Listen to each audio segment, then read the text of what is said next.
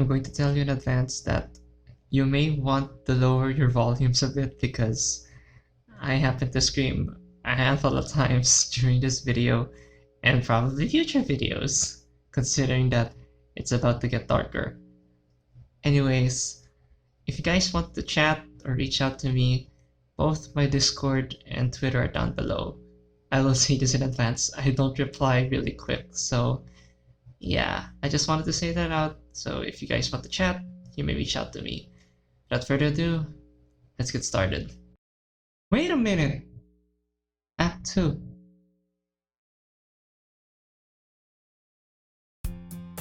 Oh shit!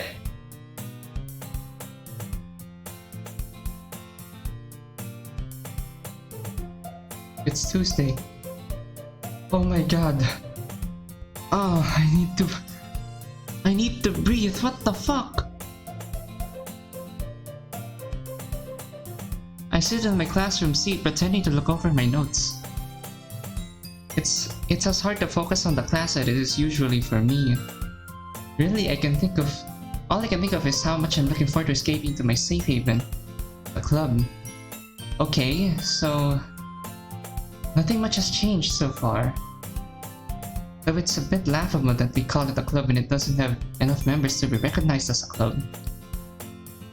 Monika made the sensible decision to make me vice... Oh? Wait a minute! Monika made the sensible decision to make me vice president, but as it is, the title is meaningless. Oh my god! I called it, but what the hell? It's just the two of us ruling over Natsuki. It's rather silly that we have more executive members than regular clubs, but I suppose I couldn't complain, or I shouldn't complain. It gives me an opportunity to read the company of the others, which is nice, even if the others include someone as thoroughly unpleasant as Natsuki. Come to think of it, I wonder why the school allows the clubs to operate and it only has 3 members. I think there's a reason, but I can't seem to remember what it is. My memory feels strangely hazy today. I suppose Monika may have some influence over the teachers. She is rather popular after all. Believe me, Yuri, there's something else. She has an influence over something else. Anyway, that's not exactly true to say that the club is all I'm looking forward to. What I'm really looking forward to is the time afterward, when I get to go home and cut myself. My goodness! Few things are as enjoyable to me in life as the exquisite pain of my cutting habit, and all the thousands of little sensations that accompany it. The sight of the blade entering my skin, the smell of my blood, the taste of my blood, oh my god! The feeling of my blood rising to the surface and trickling out of the little rivers, and all the pretty little scars it leaves on my body. I shudder in delight imagining it. I feel really good today. Surprisingly good, actually. It makes me forget about my back pain. It makes me even forget about my social anxiety. I wonder if this is a good omen that good fortune is coming my way. And no, it's not. As casually as possible, I reached out from my bag to the floor next to my seat. I just want to look at her for a sec. Oh my god! I gently opened my bag. She's so beautiful, it's making me wet just looking at her. She even named it! I brought Vernita today. Her green handle with a leaky pattern suggests nature, peace, and serenity. Something I could probably use right now considering how excited I'm feeling. I reach down into my bag and run the tip of my finger along Vernita's blade. Just the tip. Oh! I smile at the sight. The drop of blood starting to bloom on the surface of my skin. Oh my god! I put my finger in my mouth to taste my fluids while I resume pretending to look over my notes. It occurs to me to wonder why can't I just start cutting myself right now? But then I remember that's against my rules. Rules? Where did that come from? Since when do I have rules for this? I can't deny it though, I have a vague memory that I made rules for myself about my cutting habit. This feels very unsettling. I'm sure that my memory is normally better than this. Why would I make rules for myself? Now that I really think about it, I definitely made the rule that I'm not supposed to let anyone know about my cutting habit. I I stay close by, but I try to hide my cut finger from everyone's view. I hope nobody saw that I did that. That would be embarrassing. I think. Do I have other rules? I just instinctively used the word rules, plural, so I must have others. But I can't remember any of them. Just then the bell rings signifying the end of the class. I'm still puzzling over all of this as I head to the club room. These memory issues are souring my good mood. Right now I just want to... oh my god, I can't even read, I'm so scared! I just feel like I want to get back to my book. Ah! Hi! Monika? I'm so lost in thought I almost ran into Monika. Hi Monika. Are you doing okay? How are you doing today? I'm not okay! I tried to recall what I was feeling before my memory issues. And now that you mention it, I'm feeling really good. Better than I have in a long time. That's great to hear! I'm just running an errand now, getting supplies for the festival, but I'll see you back at the club, okay? Keep an eye on Natsuki. Very well. I enter the club room. Natsuki's in one of the seats with her head down on the desk. Is she sleeping? I don't really care, I can't be bothered trying to figure out what their problem is. I just find my own seat and pull out my book. I try to focus on my reading, but my mind keeps wandering. I definitely feel different than usual today. Maybe because something happened? I can't shake the feeling that this is a sign that something special is about to happen. After a few moments, Monika energetically bursts through the door. Oh my god! I'm back! And I brought a guest with me. Eh? A guest? You know why I've been feeling this way? The world was sending me a message. A message that my one true love is coming. My heart is pounding harder than it has ever had in my life just looking at him. I feel so delighted that I want to pull out my knife and say, cutting myself right here and now! I'm vaguely aware that Monika and Natsuki are talking to him, but I can't seem to focus. My head is swimming. My hands feel clammy. It takes a great effort for me to stay calm. You're not the only one, Yuri! Oh my god! It takes me a great effort to stay calm, to keep my breathing from getting too erratic. And I'm gradually able to get under control, and my heart rate slows to a more manageable level too. I don't even remember getting out of my seat, but I'm already standing in front of him. Natsuki's making him uncomfortable. I have to stop her. Natsuki? Anyway, this is Natsuki. Energetic as usual. And this is Yuri, Vice President. Oh my god, Sayori! It's nice to meet you. Oh my god, it even changed!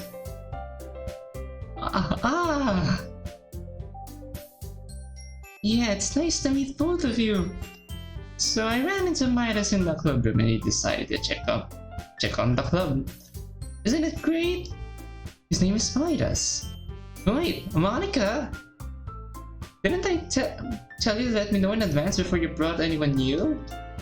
I was going to, sorry. I didn't forget that, but I just happened to run into him. Ha! With Natsuki denied the opportunity to make cupcakes, this could work to my advantage. In that case, I should at least make some tea, right? That would be great! I get my kettle from the closet and leave the club room to fill it.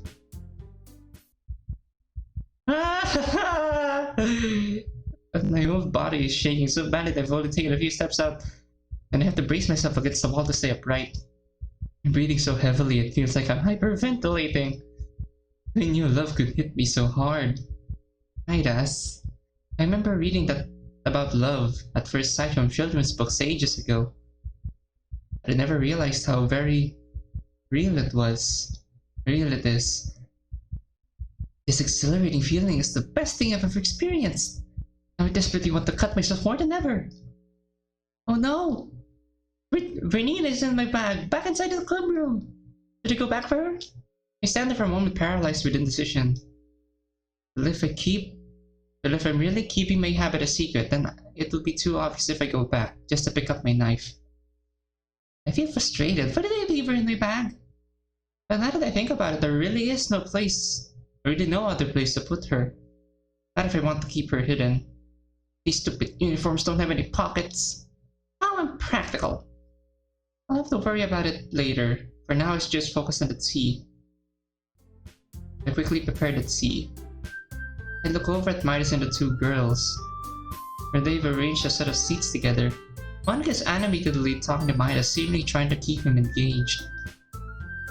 Natsuki seems disinterested with the whole conversation.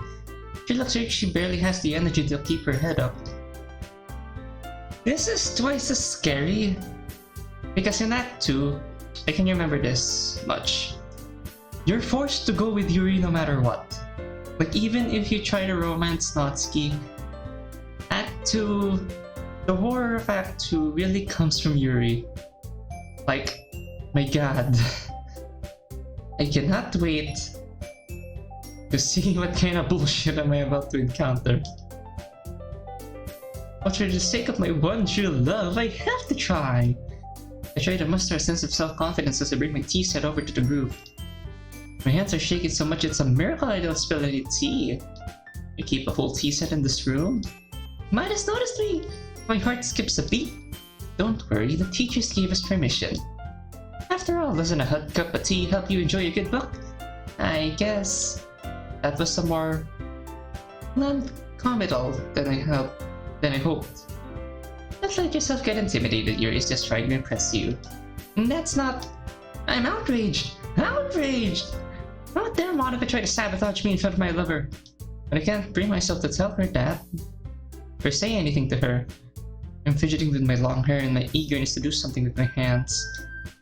I meant that, you know. I believe you. Well, tea and reading might not be a pastime for me, but I at least enjoy tea. He enjoys tea! Of course. Anyone that I'm destined to be with would. I'm glad. I can't help grinning to myself. And of course, you would have to love books too. So Midas, what kinds of things do you read? Well, he hesitates, looking embarrassed.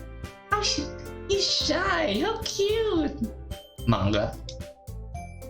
What? I feel a lurching sensation inside me. You can't like manga. That's what Natsuki likes. I already see Natsuki perking up. The first time she's shown interest in the conversation. No, this is wrong. You can't end up with Natsuki. I feel confused and saddened. Not much of a reader, I guess. Well, that can change. Of course, he'd be willing to change for the sake of our love. Anyway, what about you, Yuri? Let's see. Now's my chance to impress him. I find myself idly playing with my teacup as I collect my thoughts. My favorites are usually novels that build deep and complex fantasy worlds. The level of creativity and craftsmanship behind them is amazing to me. And setting a good story in such a foreign world is equally impressive. I feel my confidence coming back. I know my love with books will make him love me. But you know, I like a lot of things. Stories with deep psychological elements usually immerse me as well. Isn't it amazing how a writer can be so deliberately take advantage of your own lack of imagination to completely throw you off for a loop? Anyway, I'm reading a lot of horror. I read a horror book once. Excellent! I'm so pleased I want to jump up and down in excitement, but that would be too inappropriate. I didn't expect that from you, Yuri. It suits your personality. Is Monika able to read my mind, or am I just that obvious? Believe me, Yuri, she's doing something else. Is that so? Really, if a story makes you think, it takes me to another world and I can't really put it down. Surreal horror is often very successful at changing the way you look at the world, if only for a brief moment. I hate horror. Who cares? Why is that? Natsuki looks over at Midas for a split second. Never mind. What was that about? She better not think of trying to move in on him. That's right. You usually like to write about cute things, don't you, Natsuki? What? Who gave you that idea? You left a piece of scrap paper behind last club meeting. It looked like you were working on a poem called... Don't say it out loud! Then give it back! Fine. Natsuki, you write your own poems? Well, I guess sometimes. Why do you care? I think that's impressive. What? Why don't you share them sometime? Wait, what? No! You wouldn't like them. Not a very confident writer yet. Why does he keep talking to her? He should talk to me! I understand how Natsuki feels. Sharing the level of writing takes more than just confidence. The truest form of writing is writing to oneself. You must be willing to open up to your readers, exposing your vulnerabilities, and showing even the deepest reaches of your heart. Do you have writing experience too, Yuri? Maybe if you share some of your work, you can set an example and help Natsuki feel comfortable enough to share hers. Share my work? To the club? I don't know how to reply to that. The only one I want to share it is MidBitYT. I haven't played a horror game in so long. My god. I guess it's the same for Yuri. There's a pause. Ah! What the fuck? I'm trying to think of what to say to MidBitYT next, but I can't concentrate. Why are we zooming on his dick? I'm distracted by his pants. I can't end up staring at them. It's like my eyes are transfixed by them. They have pockets! It's oh.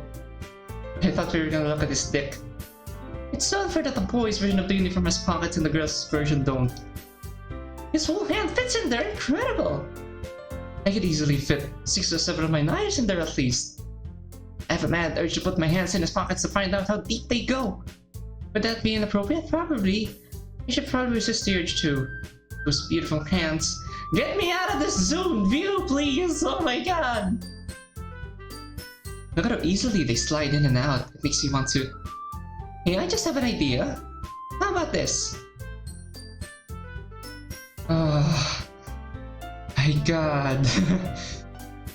I reluctantly turn my gaze back to Monika. Let's all go home and write a poem of our own. Then the next time we meet, we'll all share with them with each other. That way everyone is even. I don't know how to respond to that. What's the point of the exercise when nothing matters except MidBitYT? I mean, I thought it was a good idea. Well, but on the other hand, it does give me more chances to interact with MidBitYT, and besides, it's worth it to see the discomfort on Natsuki's face. I think you're right, Monika. We should probably start finding activities for all of us to do, or all of us to participate in together. I did decide to take on responsibility of Vice President after all. Gee, I wonder why. Sayori! I need to do my best to nurture the club as well as...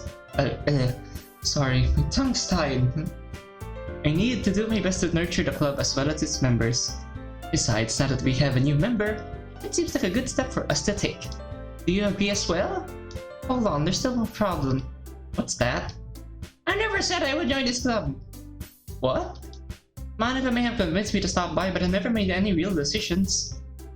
I still have other clubs to look at, and this isn't possible. How can I be with my love if he isn't in the club? But sorry, I thought they would be together forever.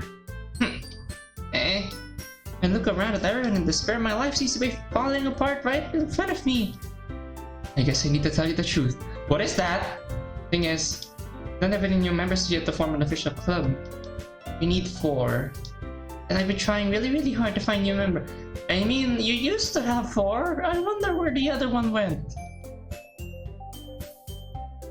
And if we don't find one more before the festival, maybe Monika really is reading my mind. She saw that she had to set things right by restoring my lover to me. Right. Okay, I decided then. I'll join. I'm so elated, I want to join him and hug him while jumping up and down. I'm sure that would be inappropriate though. I tried to contain my excitement if I wasn't getting my breathing back under control.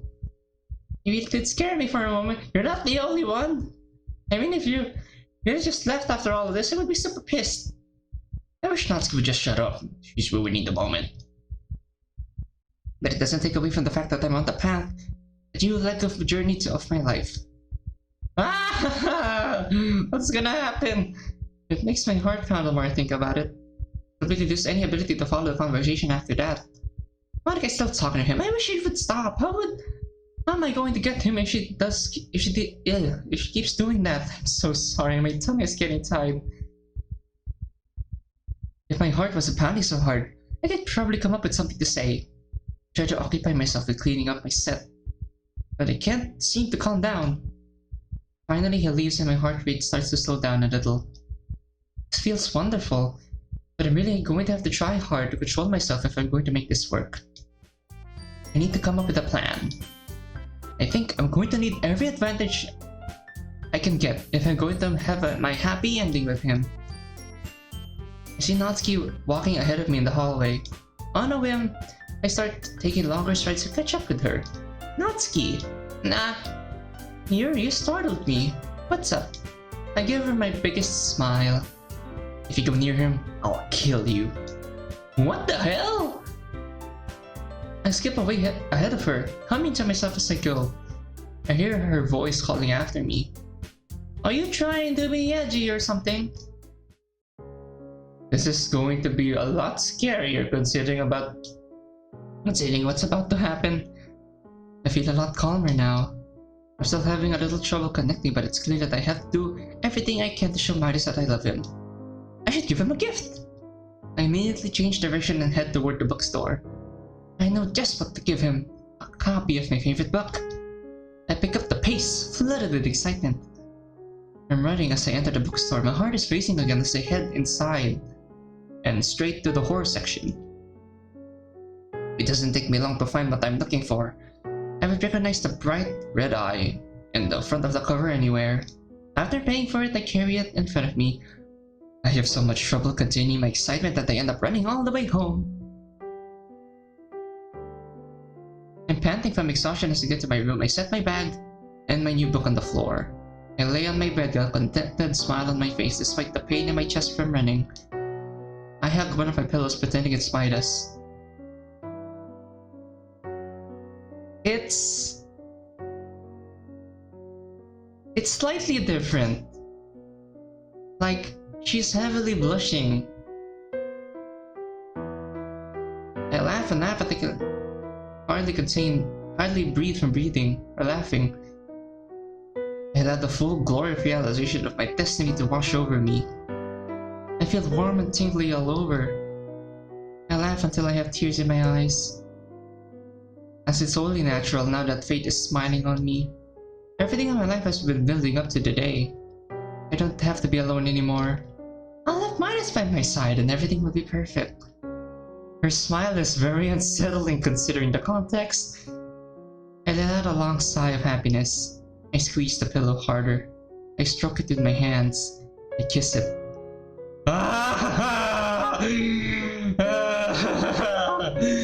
Oh my god! It's so different! Her crazy eyes are in high definition! I pretend to put my knife into it. Stop looking at me, Yuri! It's creeping me out! Some part of me reminds me that it's inappropriate to have such lustful thoughts about someone I just met. But this is love, it's different. That means it's okay, right? And speaking of lust, I set my pillow and sit up. It's time for the one thing I've been looking forward to all day. I haven't forgot about you, my little darling. Kiss her handle. Don't worry. Just because I have my soulmate doesn't mean I care about you any less. You'll always be my You're going to use that line now? You'll always be my dearest friend. I turn to my life collection hanging on the wall. That goes for all of you. My friends. With benefits. My god. Where have you been putting those? Our no-no square must be so slipped right now. In more ways than one. I giggle to myself again. My anticipation is building. But I know I should clean up Bernita first, since she's been in my bag. No, here we go. This is where it gets all types freaky. So I enter my bathroom and catch my delighted reflection on the mirror. Well, hello there. How was your day? Mine was amazing. No, the crazy eyes. I'm always weak towards the crazy eyes, especially when it's Yuri. It's always different when it's Yuri. Like, Monika may be the creepiest Like she's supposed to be the scariest out of all the girls, but it's just something about Yuri that hits different. Don't get me wrong, Monika and Yuri hit different. Like the horror of them hit different. Monika hits different because she's sentient. She knows what she's doing. I mean, this is her work. And Yuri is different because she's this. My god. We're going to be together forever. Those eyes are not very good. They're not very good for my health. And we'll make love and cut each other all night, every night. Screw the condoms. Put a knife in his ass. I'm so excited I almost forgot what I came here for. I pull open the medicine cabinet, get the bottle of rubbing alcohol. I don't even know why it's here. It's so inconvenient. I should just keep it in my room from now on. Fair point. I nearly trip over the book as I come in. Well, hello to you too. I pick it up from the floor and set it on the bed. Out of curiosity, I go to my bookcase and pull out my own copy of the book. I set it down next to the new one.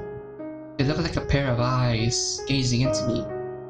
I briefly consider getting another copy, so there will be a third eye, just like in the story. And I find myself getting lost in fantasy. He's been captured! How dare they try to take him from me? But with Vernita's help, I'll know we'll be reunited. I tiptoe to my room, imagining that I'm in the human experiment prison. There he is, tied to the bed. I duck down next to my bookcase. I'll have to choose my moment carefully while they're distracted. Imagine the two scientists engaged in conversation with their backs to me. Now's my chance. I sneak up behind them and cut this what? Oh my. I mime the action with Vernita. Imagine the torrents of blood coming out as he drops to the floor. Who did we? Oh, we cut the guards, not Midas. My god. The other scientist turns me in surprise. And with deadly precision, I put Vernita right into his heart. I stab the air in front of me. I watch the life leave his eyes with satisfaction. I would taken care of, I can turn to my lover. And I say, it's good to see you again, Midas. We'll never be apart again. And then he says, I don't mean best to imitate his voice. I guess it was destiny that we would meet here. I see that you're skilled with that knife. And I say, her name is Vernita, and in time you'll know her as intimately as I do, my god. And then he says, I can't wait. I approach him slowly, I can see his eyes. That he's been longing this as much as I am. Ah! What the fuck? And at one swift motion, I cut his hand! I pretend to bring my lips to kiss it, imagining blood running down my chin. Soon his beautiful hand will be up. What? What do you mean? The more I think about it, the more aroused I feel. My hands are shaking from excitement as I sit on my bed, rubbing down the... We haven't even cut ourselves yet! That would be the horror!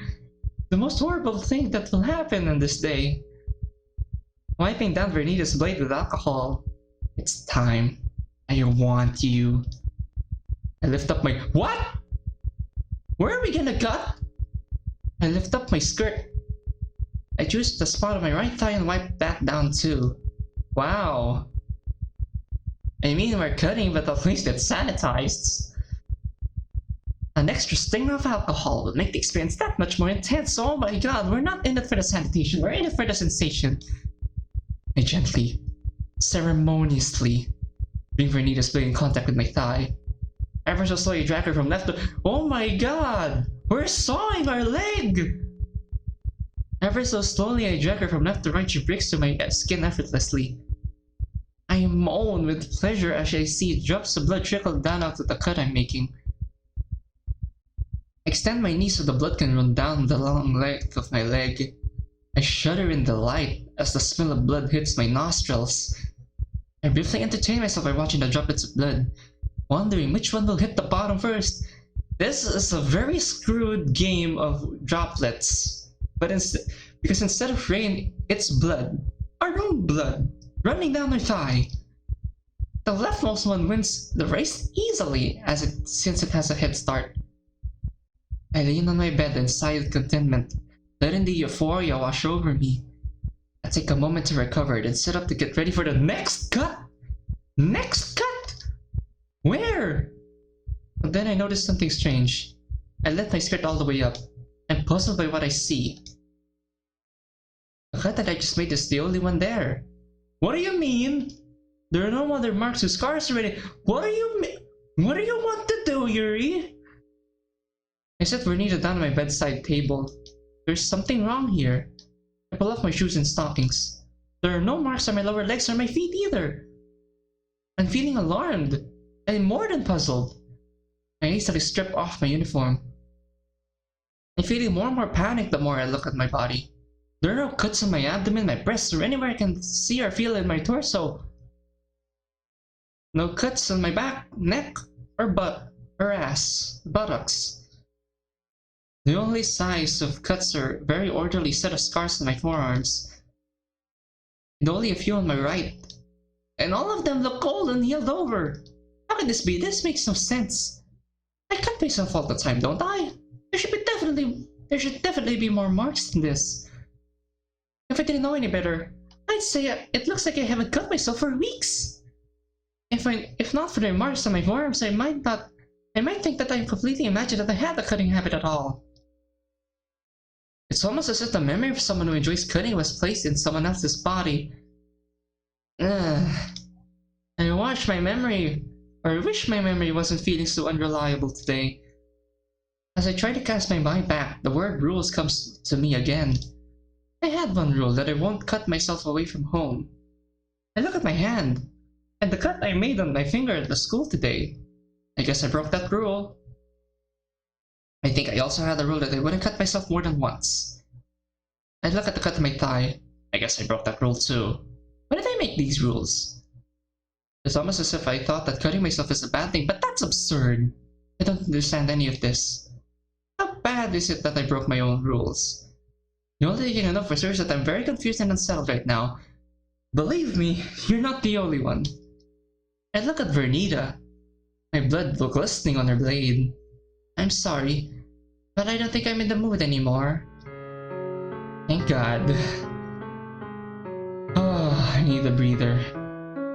I take some tissues from the tissue box on my bedside table and start wiping off the blood off my leg. I walk over to my bag and feel a bit of relief when I find the box of bandages. At least some things I remember some things are as I remember them, rather. There are definitely physical signs that I have a cutting habit, they just don't exactly match my memory. But how can I even trust my memory now? I continue pottering as I apply bandages to the cut on my thigh. Could I be losing my mind? Come to think of it, I have a distant memory of classmates at school calling me crazy. Maybe they're right. I look at my body again, the absence of scars is disturbing me. I should get dressed. I might as well change into my pajamas since I will be going out again today.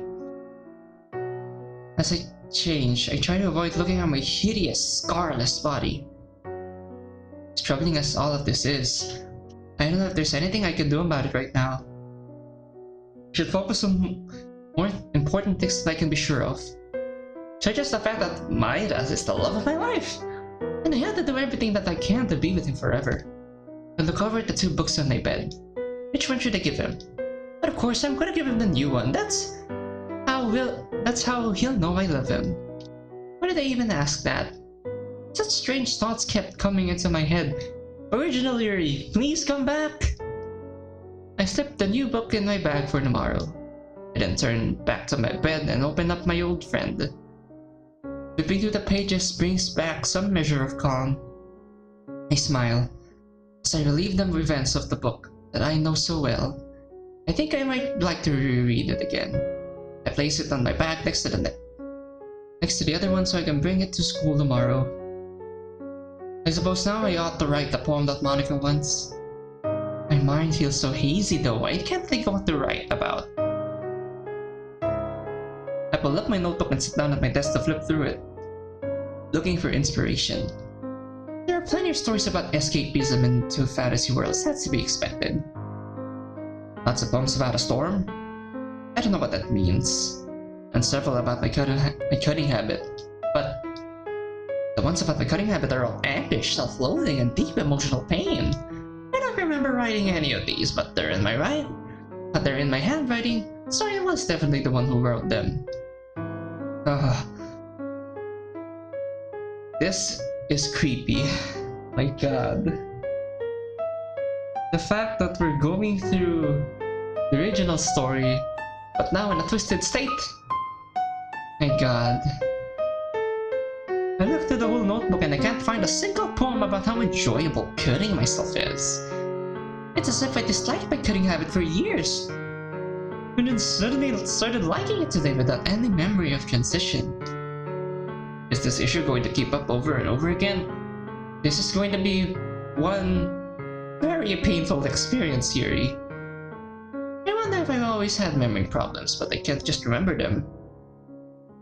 There's a bit of a conundrum, now that I think about it. There's clearly some kind of serious discrepancy in my life. I can't ignore this. Well, whatever I may have felt before, it's pretty clear that I'm a lot happier now. And if I can't remember the reasons I wanted to stop cutting myself, then maybe they're not important. In fact, maybe that's why I was so miserable in the first place, because I was giving up the only thing I enjoyed. I must have a very empty life. Maybe it's just as well that I can remember it. Maybe if I write about it, this ghost of a life that I used to have. Once the idea comes to me, I'll be able to write it down quickly. I write the title at the top, Ghost Under the Light. It's a little short, but anything I add to it will seem like an unnecessary padding.